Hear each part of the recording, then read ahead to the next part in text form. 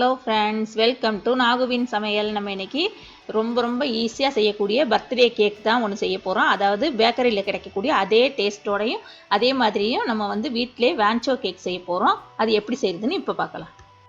இப்போ தான் எங்கள் சேனலை ஃபஸ்ட் டைம் பார்க்குறீங்கன்னா கீழே இருக்கிற ரெட் கலர் சப்ஸ்கிரைப் பட்டனை கிளிக் பண்ணுங்கள். கூடவே இருக்கிற பெல் ஐக்கனையும் கிளிக் பண்ணுங்கள். அப்போ தான் நாங்கள் போடுற வீடியோ எல்லாம் உங்களுக்கு நோட்டிஃபிகேஷனாக வரும். நம்ம ஃபஸ்ட்டு வந்து எந்த பேனில் செய்ய போகிறோமோ அந்த பேனை வந்து நல்லா க்ரீஸ் பண்ணி வச்சுக்கணும். நான் இன்றைக்கி 8 இன்ச் பேன் எடுத்து அதை நல்லா பட்டர் தடவிட்டு இது பட்டர் பேப்பர்லாம் போட்டு க்ரீஸ் பண்ணி ரெடி பண்ணி வச்சுருக்கேன். எப்போவுமே ஃபஸ்ட்டு நம்ம அந்த டின்னை வந்து ரெடி பண்ணிக்கிறணும். இப்போ ஒரு க்ளீனான ஒரு பவுல் எடுத்துக்கோங்க. அது மேலே ஒரு சல்லடை வச்சுருக்கேன். இப்போ 1 கப் அளவுக்கு மைதா மாவு எடுத்திருக்கேன். கரெக்டாக லெவல் பண்ணி எடுத்துக்கோங்க மைதா மாவு. அப்புறம் 1 டீஸ்பூன் அளவுக்கு பேக்கிங் பவுடர் எடுத்திருக்கேன். அப்புறம் 1/2 டீஸ்பூன் பேக்கிங் சோடா சேர்க்குறேன். அப்புறம் ஒரு பிஞ்சுன்னு சொல்லுவாங்கள்ல, அந்தளவுக்கு உப்பு சேர்த்தா போதுமானது. ஏன்னா அந்த சுகரை வந்து பேலன்ஸ் பண்ணுறதுக்காக. இப்போ இது எல்லாத்தையும் சேர்த்துட்டு 3 தடவை நல்லா சளிச்சு எடுத்துக்கோங்க. அப்படி இல்லைன்னா ஒரு தடவை சளிச்சிட்டு நல்லா கலக்கிட்டு எடுத்துக்கலாம் மிக்ஸ் பண்ணிவிட்டு. ஆனால் நான் வந்து இன்றைக்கி 3 தடவை சளிச்சு தான் எடுக்கிறேன். 3 தடவை சளிக்கிறது தான் நல்லது, நம்மளுக்கு நல்லா மிக்ஸ் ஆகும் அந்த மாவு. இப்போ 3 தடவை சளிச்சு எடுத்தாச்சு, அதை மாற்றி வச்சிடலாம். இப்போ க்ளீனான ஒரு பவுல் எடுத்துக்கோங்க. அதில் வந்து 4 முட்டை சேர்க்குறேன்னா, இது 4 முட்டை பதிலாக நீங்கள் வந்து முட்டை சாப்பிடாதவங்களாக இருந்தால் 1 கப்பு தயிர் சேர்த்துக்கோங்க. 4 முட்டையும் அதில் மஞ்சளையும் வெள்ளையும் சேர்த்தே உடச்சி ஊற்றியாச்சு. இன்றைக்கி நான் வந்து எலக்ட்ரிக் பீட்ரு வச்சு தான் பீட் பண்ண போகிறேன். நீங்கள் வந்து எலக்ட்ரிக் பீட்ரு உங்கள் கையில் இல்லைன்னா விஸ்கோ ஃபோர்க்கோ வச்சுட்டு பீட் பண்ணலாம். இது வந்து கப்பு ஸ்பூனோட மெஷர்மெண்ட்டெல்லாம் நான் ஏற்கனவே ஒரு வீடியோ அப்லோட் பண்ணியிருக்கேன். அதோட லிங்க்கு கீழே டிஸ்கிரிப்ஷன் பாக்ஸில் கொடுக்குறேன். தெரியாதவங்க அதை பார்த்துட்டு அதே அளவுக்கு எடுத்துக்கோங்க. இப்போ வந்து 1 டீஸ்பூன் அளவுக்கு வெண்ணிலா எசன்ஸ் சேர்க்குறேன். முட்டை சேர்க்கையிலே நம்ம வந்து வெண்ணிலா எசன்ஸ் சேர்த்துறணும். அப்போ தான் அந்த முட்டையோட வாசம் வந்து நம்மளுக்கு கேக்கில் வராது. இல்லைன்னா முட்டையோட ஸ்மெல் வந்து அந்த கேக்கு நம்ம சாப்பிடையில் வந்துட்டுருக்கும். நிறைய பேர் அது ஒன்று கேட்டுகிட்டே இருக்காங்க. அதனால தான் இது சொல்கிறேன்னா. இப்போ பாருங்கள், நல்லா நுர வர நம்ம வந்து பீட் பண்ணியாச்சு. இந்தளவுக்கு பீட் பண்ணிக்கணும். இந்த அளவுக்கு பீட் பண்ணதுக்கப்புறம் நம்ம வந்து எந்த கப்பில் எந்த அளவுக்கு நம்ம வந்து மைதா மாவு எடுத்தோமோ அதே கப்பில் அதே அளவுக்கு பவுட்ரு பண்ண ஜீனி எடுத்துக்கோங்க. பவுட்ரு பண்ண ஜீனினா தான் நம்மளுக்கு நல்லா மிக்ஸ் ஆகும் அந்த கேக்கோட. அப்படி இல்லைனாக்கா ஒரு மாதிரி கட்டியாக அங்கங்கே ஜீனி இருக்கிற மாதிரி இருக்கும், முழு ஜீனியாக சேர்த்திங்கன்னா. அதனால் மிக்சியில் போட்டுட்டு பவுட்ராக்கி அளந்து எடுத்துக்கோங்க. அந்த ஜீனியை கொஞ்சம் கொஞ்சமாக போட்டு நம்ம வந்து பீட் பண்ணணும். ஒரேடியாக கொட்டிடாதீங்க. இந்த மாதிரி 4-5 தடவையாக சேர்த்துக்கோங்க. அப்போ தான் நம்மளுக்கு நல்லா மிக்ஸ் ஆகும். இப்போ எல்லா ஜீனியும் சேர்த்தாச்சு. இப்போ இது வந்து நல்லா ஃப்ளஃபி ஆகிறது வரையிலும் நம்ம வந்து பீட் பண்ணி எடுத்துக்கணும். அந்த கலர் வந்து கொஞ்சம் மாறி வரும், லைட் கலராக வர்றது வரையிலும் பீட் பண்ணணும். இப்போ நல்லா ஹை ஸ்பீடில் வச்சுக்கோங்க. ஜீனி சேர்த்ததுக்கப்புறம் அது வரையிலும் முட்டை மட்டும் அடிக்கையில் லோ ஸ்பீடில் தானே வச்சுக்கோங்க. இப்போ வந்து முட்டை பதிலாக நம்ம வந்து தயிர் சேர்க்குறதுனா எப்படி யூஸ் பண்ணுறது அப்படின்னு சொல்லி நிறையா பேர் கேட்குறாங்க. ஃபஸ்ட்டு நம்ம வந்து தயிரையும் ஜீனியையும் போட்டு நல்லா க்ரீமியாக வர்றது வரையிலும் பீட் பண்ணிக்கணும். அதுக்கப்புறமாகி கடைசியில் எண்ணெய் சேர்க்கணும். இந்த முட்டை சேர்க்குற இடத்துல நீங்கள் வந்து தயிரையும் ஜீனியும் யூஸ் பண்ணிக்கோங்க. நிறையா பேர் அந்த ஒரு டவுட் கேட்டுட்ருக்காங்க. இப்போ பாருங்கள், நல்லா ஃப்ளஃபியாக வந்துடுச்சு. இந்த அளவுக்கு வர்றது வரையில் நம்ம வந்து பீட் பண்ணிக்கணும். இப்போ வந்து 1/4 கப் அளவுக்கு எண்ணெய் சேர்க்குறேன்னா, எண்ணெய் சேர்த்துட்டு நம்ம வந்து ரொம்ப பீட் பண்ணக்கூடாது. ஏன்னா எண்ணெய் சேர்த்துட்டு ரொம்ப பீட் பண்ணோம்னா அந்த பொங்கி வந்த முட்டை வந்து அமுங்கி போயிடும். அதனால் லேசாக ஒரு 2-3 சுற்றிட்டு பீட்டரை வந்து ஆஃப் பண்ணிடுங்க. இப்போ ஆஃப் பண்ணிவிட்டேன். இந்த மாதிரி நல்லா க்ரீமியாக வர்றது வரையிலும் நீங்கள் வந்து பீட் பண்ணிக்கணும். நம்மளுக்கு விஸ்கோ ஃபோர்க்கோ வச்சு பண்ணோம்னா கொஞ்சம் டைம் எடுக்கும். இப்போ வந்து பீட்டரை வந்து நான் மாற்றிடுறேன். இப்போ நம்ம சளிச்சு வச்ச அந்த ட்ரை இன்க்ரீடியன்ஸை வந்து இதில் கொஞ்சம் கொஞ்சமாக கொட்டி அந்த முட்டை பீட் பண்ணோம்ல அதில் வந்து மிக்ஸ் பண்ணணும். நான் வந்து இன்றைக்கி விஸ்க் வச்சு தான் யூஸ் பண்ணுறேன்.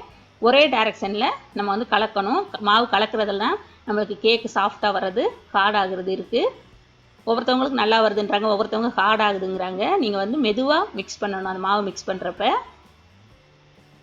இப்போ எல்லா மாவையும் மிக்ஸ் பண்ணியாச்சு பாருங்கள். இந்த நேரத்தில் நீங்கள் வந்து என்ன பண்ணணும்னா, அவனில் பண்ணுறதா இருந்தால் அவனை வந்து ப்ரீஹீட் பண்ணிக்கணும். அப்படி இல்லைன்னா கடாயில் பண்ணுறதுனா கடாயை வந்து ப்ரீஹீட் பண்ணிக்கணும். நான் வந்து இன்றைக்கி 180 டிகிரிக்கு 10 நிமிஷம் வந்து அவன் வந்து ப்ரீஹீட் பண்ணிகிட்ருக்கேன். நான் இந்த கேக்கை வந்து அவனில் தான் பண்ண போகிறேன். இன்னொரு கேக் வந்து நான் கடாயில் பண்ணினது ஏற்கனவே பண்ணியிருக்கேன். அதோட லிங்க்கும் கீழே டிஸ்கிரிப்ஷன் பாக்ஸில் கொடுக்குறேன். இப்போ பாருங்கள், மாவெல்லாம் ரெடி ஆயிடுச்சு. இப்போ நம்ம க்ரீஸ் பண்ணி வச்சுருக்க அந்த பேனில் வந்து சேர்த்துடலாம். இந்த மாதிரி நல்லா ரிப்பன் ஸ்டேஜில் வர மாதிரி பார்த்துக்கோங்க. இந்த மாதிரி 3 தடவை டேப் பண்ணி விட்டுக்கோங்க. ஏன்னா அப்போ தான் உள்ளர இருக்க அந்த ஏர் பபிள்ஸ் எல்லாம் நம்மளுக்கு உடையும். நம்மளுக்கு முட்டை முட்டையாக வராது உள்ளர பேக் ஆகி வர்றப்ப. இப்போ இதை வந்து 40 நிமிஷம் அவனில் வச்சு எடுத்துகிட்டு வந்துடலாம். பாருங்கள் எவ்வளோ நல்லா புஷ்ஷுன்னு பொங்கி வருதுன்னு பாருங்கள். கேக்கு நல்லா இதுவாக வருது. நம்ம மாவு மிக்ஸ் பண்ணுறதுல தான் இருக்குது. இப்போ 40 நிமிஷம் வச்சு எடுத்ததுக்கப்புறம் நான் அந்த பட்டர் பேப்பர்லாம் ரிமூவ் பண்ணிவிட்டேன். இப்போ இதை வந்து நல்லா ஆற விட்டுறணும். பாருங்கள் எவ்வளோ சூப்பர் சாஃப்டாக இருக்குன்னு. அப்படி நல்லா இருந்துச்சு கேக்கு. இதை வந்து இப்போ நல்லா ஆற விட்டதுக்கப்புறம் தான் நம்ம வந்து இது பண்ணணும், கட் பண்ணணும். ஆறுறதுக்கு முன்னாடியே நீங்கள் வந்து கட் பண்ணிங்கன்னா கேக் வந்து நம்மளுக்கு நுணுங்கிட்டு போயிடும். இப்போ இது நல்லா ஆறிடுச்சு. இப்போ கட் பண்ணிடலாம். அதுவை நான் வந்து இன்றைக்கி 2 லேயராக தான் கட் பண்ண போகிறேன். ஃபஸ்ட்டு என்ன பண்ணணும்னா கட் பண்ணுறதுனாக்க கத்தி வச்சு கட் பண்ணுறதுனாக்க இந்த மாதிரி ஓரத்தில் வச்சுட்டு ஃபஸ்ட்டு அப்படியே ஒரு லைனாக போட்டுக்கோங்க. அப்படி இல்லைனாக்க கேக் கட்டர்ன்ட்டு நம்மளுக்கு வந்து ஆன்லைன்லேயே கிடைக்கிது. அதோட லிங்க்கும் நான் வந்து கீழே டிஸ்கிரிப்ஷன் பாக்ஸில் கொடுக்குறேன். அதை பார்த்துட்டு அதிலே நீங்கள் ஆர்டர் பண்ணி கூட வாங்கிக்கலாம், கட் பண்ண தெரியாதவங்கன்னா. அப்படி இல்லைன்னா கத்தி வச்சு கட் பண்ணுறதுனா மெதுவாக அந்த மாதிரி மேலே வந்து கையை வச்சு அமுக்கிட்டு அப்படியே சுற்றி சுற்றி விட்டுக்கிட்டு கட் பண்ணோம்னா அழகாக நம்மளுக்கு வந்து 2 லேயராக கட் ஆகி வந்துடும். ரொம்ப பொறுமையாக கட் பண்ணணும். இப்போ பாருங்கள் கட் ஆகிடுச்சு. நம்மளுக்கு 2 லேயராக கட் பண்ணியாச்சு. இந்த மாதிரி சுற்றி சுற்றி விட்டுக்கிட்டு கட் பண்ணுங்கள் மெதுவாக. எவ்வளோ சாஃப்டாக இருக்குது பாருங்கள், எடுக்கையிலே நம்மளுக்கு தெரியுது. நல்லா சூப்பர் சாஃப்டான கேக்கு நம்மளுக்கு ரெடி ஆயிடுச்சு. 2 லேயராக கட் பண்ணியாச்சு பாருங்கள்.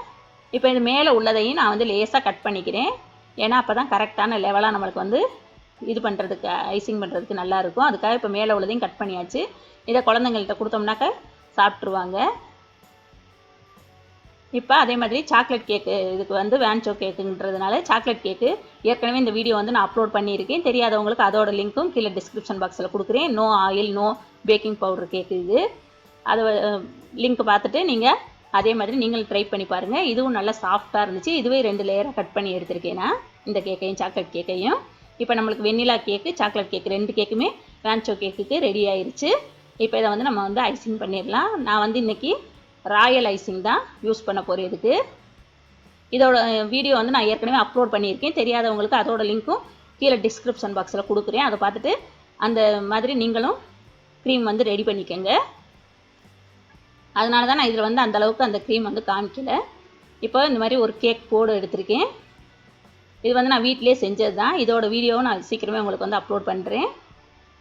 இந்த மாதிரி ஒரு கேக் போர்டு எடுத்துகிட்டு அதை வந்து கீழே ஒரு சட்டி போட்டு தான் நான் வச்சுருக்கேன். நானும் இன்னும் டர்ன் டேபிள்லாம் வாங்கலை. இப்போ ஒரு பைப்பிங் பேக்கில் அதை வந்து அடைச்சிக்கங்க. அந்த இதுவே க்ரீமை அந்த போர்டில் வந்து கேக் வந்து நழுவிட்டு போயிடாமல் இருக்கிறதுக்காக லேசாக அந்த க்ரீம் வந்து லேசாக ஒரு டாட் மாதிரி வச்சுக்கோங்க. வச்சுட்டு அது மேலே வந்து நம்ம வந்து கேக் வைக்கணும். ஏன்னா அப்போ தான் நழுவிட்டு போகாது. ஃபஸ்ட்டே நான் வந்து சாக்லேட் கேக்கில் வந்து சுகர் சிரப் வந்து தடவி வச்சுருக்கேன். அந்த சைடை வந்து கீழே வச்சுட்டேன் சுகர் சிரப் தடவுனதை. மேலேயும் இப்போ கொஞ்சம் நம்ம வந்து சுகர் சிரப் தடவிக்கலாம். ஏன்னா அப்போ தான் கேக் வந்து நல்லா ஊறி நம்மளுக்கு பேக்கரியில் கிடைக்கிற மாதிரியே இருக்கும்.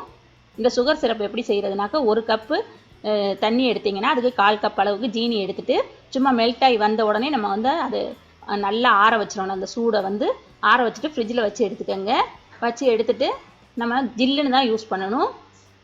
அதே மாதிரி நம்ம வந்து இந்த கேக்கு மேலே வந்து சுகர் சிரப்பு போட்டுட்டு உடனே நம்ம க்ரீமை போட்டுறக்கூடாது. அது வந்து சுகர் சிரப்பு வந்து நல்லா அந்த கேக் ஃபுல்லாக உறிஞ்சினதுக்கப்புறம் அதுக்கப்புறம் தான் நம்ம வந்து க்ரீம் போடணும். இல்லைன்னா கேக் வெட்டையில் அந்த க்ரீம் வந்து நம்மளுக்கு நழுவிட்டு வந்துடும்.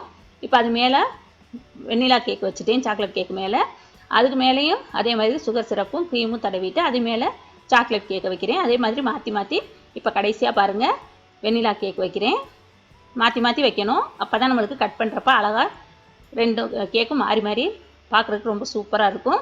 இப்போ க்ரீம் ஃபுல்லாக தடவியாச்சு. இப்போ இதை வந்து ஒரு 30 நிமிஷம் நம்ம ஃப்ரிட்ஜில் வச்சு எடுத்துகிட்டு வந்துடலாம். ஏன்னா க்ரீம் போட்டுட்டு நம்ம உடனே வந்து யூஸ் பண்ணுறத விட ஃப்ரிட்ஜில் வச்சுட்டு எடுத்தோம்னாக்கா நல்லாயிருக்கும். இப்போ அந்த கேக்கில் நடுவில் 5.5 இன்ச் பேன் வச்சுருக்கேன். வச்சுட்டு அதை சுற்றிலும் உள்ள கேப்பில் வந்து நான் வந்து இந்த மாதிரி சாக்லேட் சிரப்பு தான் இன்றைக்கி எடுத்திருக்கேன் ஒரு கவரில். அப்படி இல்லைன்னா நீங்கள் வந்து டார்க் சாக்லேட் இருந்துச்சுன்னா அதை கூட மெல்ட் பண்ணிவிட்டு எடுத்துக்கலாம். அது இந்த மாதிரி சுற்றிலும் ஓரத்தில் அப்படியே வடிகிற மாதிரி விட்டுட்டு நடுவில் மட்டும் டிசைன் போடுறதுக்காக எழுதுறதுக்காக நான் வந்து கேப் விட்டு வச்சுருக்கேன். நான் இப்போ வச்சுருக்கிறது வேஃபர் ரோஸ். இது வந்து நம்ம சாப்பிட்லாம். இந்த ரோஸ் அப்படியே சாப்பிட்லாம். இந்த ரோஸும் ஆன்லைனில் கிடைக்கிது. அதோட லிங்க்கும் நான் வந்து கீழே டிஸ்கிரிப்ஷன் பாக்ஸில் கொடுக்குறேன். எல்லா பேக்கரிலையும் இதுவும் யூஸ் பண்ணுவாங்க. அது எனக்கு கையில் இருக்கிறதுனால நான் வந்து அது 2 ரோஸ் வந்து இன்றைக்கி யூஸ் பண்ண போகிறேன். அதே மாதிரி அந்த சாக்லேட் சிரப் வச்சே நான் வந்து ஹாப்பி பர்த்டேன்னு எழுதினேன். அது கொஞ்சம் மெல்ட் ஆயிடுச்சு. ஜெல் பண்ணுறதுக்கெல்லாம் எனக்கு வந்து இப்போ டைம் இல்லைன்றதுனால நான் அந்த சாக்லேட் சிரப் வச்சே எழுதினேன். நீங்கள் வந்து ஜெல் பண்ணுறது எப்படின்ற அந்த வீடியோ நான் உங்களுக்கு அப்லோட் பண்ணுறேன். அதை பார்த்துட்டு அதே மாதிரி ஜெல் கூட நீங்கள் வீட்டிலே ரெடி பண்ணி பேரெல்லாம் எழுதிக்கலாம், நல்லாயிருக்கும் அதில் எழுதுறது. இப்போ பாருங்கள் கட் பண்ணியாச்சு. எவ்வளோ அழகாக லேயராக நம்மளுக்கு சூப்பராக ரெடி ஆகிடுச்சு பாருங்கள். வீட்டிலே செஞ்சாச்சு கேக்கு. ரொம்ப ஈஸியாகவும் செஞ்சிடலாம். இதே மாதிரி நிறையா டிஃப்ரெண்ட் டைப்ஸான கேக் வந்து நம்ம சேனலில் ஏற்கனவே நான் வந்து நிறைய வீடியோ அப்லோட் பண்ணியிருக்கேன். அதே மாதிரி ஃப்ரீ ஆன்லைன் பேக்கிங் கிளாஸும் நான் வந்து போட்டிருக்கேன். தெரியாதவங்க அதை பாருங்கள், ஸ்டெப் பை ஸ்டெப்பாக ஒன்றா சொல்லிக் கொடுக்குறேன். அதை பார்த்துட்டு அதே மாதிரி நம்ம குட்டீஸுங்களோட பர்த்டேக்கு நம்ம வெளியில் போய் கேக் வாங்க வேண்டிய அவசியமே இல்லை, நம்ம வீட்டிலே செஞ்சிடலாம். இந்த வேன்ச்சோ கேக் வந்து ரொம்ப சூப்பர் டேஸ்ட்டாக இருந்துச்சு. இது வந்து என் குழந்தையோட பர்த்டேக்காக நான் வந்து ரெடி பண்ணினேன். ரொம்ப நல்லா இருக்குன்னு சொல்லிட்டு ரொம்ப என்ஜாய் பண்ணி சாப்பிட்டாங்க. அதே மாதிரி நீங்களும் உங்கள் வீட்டு குட்டீஸ்களுக்கு இனிமேல் பர்த்டேக்கு நீங்களே கேக்ஸ் ரெடி பண்ணி கொடுங்க. இந்த வீடியோ உங்களுக்கு பிடிச்சிச்சின்னா லைக் பண்ணுங்கள், ஷேர் பண்ணுங்கள், சப்ஸ்கிரைப் பண்ணுங்கள், கூடவே இருக்கிற பெல் ஐக்கானையும் கிளிக் பண்ணுங்கள். தேங்க்யூ.